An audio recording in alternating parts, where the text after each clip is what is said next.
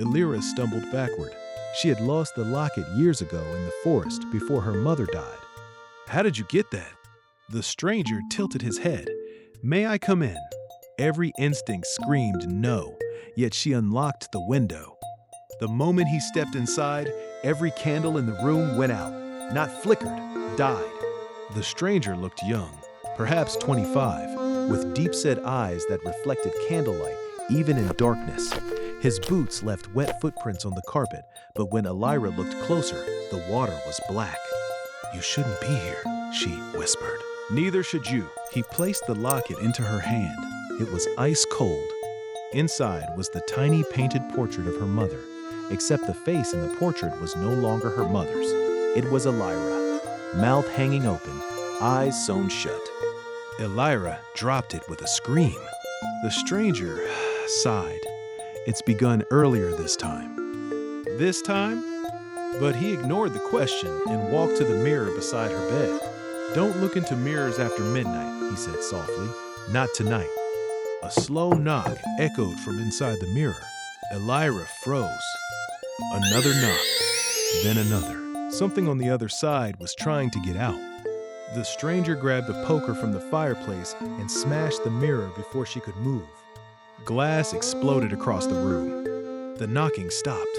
For a moment, there was silence except for rain. Then the shattered pieces of glass began whispering. Hundreds of tiny voices. "Elira, Elira, let us see your face." The stranger knelt quickly, gathering the shards into a velvet curtain. "What are you?" Elira asked. His expression darkened. "I'm the only reason you've survived this long." A howl rose outside the castle. Not wolf, not human. The stranger went pale. "They found you." "Who found me?" He looked toward the dark forest beyond the windows. "Your family." The room suddenly smelled rotten. Wet footsteps sounded in the hallway outside her chamber. Slow, dragging. The guards should have been stationed there, her servants too. But no voices came, only dragging feet. The stranger extinguished the final candle. "Whatever happens, do not let them see your eyes." The door handle began to turn. Elira's breath trembled. "Why?" The stranger looked at her with genuine fear for the first time. "Because they'll recognize you." The door creaked open. Shapes stood beyond it in the darkness, tall, bent, wearing rusted crowns. Their skin hung in strips from bone, and at the center stood the queen, Elira's mother, smiling with a mouth full of broken glass. "My daughter," the queen croaked. Elira backed away, shaking violently. "You died." The queen smiled wildly. "No," she said. "We came back." The stranger seized Elira's wrist. "We have to jump." She stared at the balcony. "We'll die." "If we stay," he said, voice breaking, "they'll make you one of them." The creatures in the doorway began twitching toward her. The queen opened her jaw impossibly wide. Inside her throat were dozens of human eyes blinking in wet darkness. "Come home," the queen whispered. The stranger pulled Elira onto the balcony just as clawed hands burst through the doorway.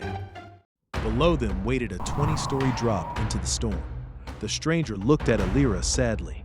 "You still don't remember, do you?" Before she could answer, he touched her forehead, and suddenly she did remember. The forest, the ritual, the screams, her own hands covered in blood.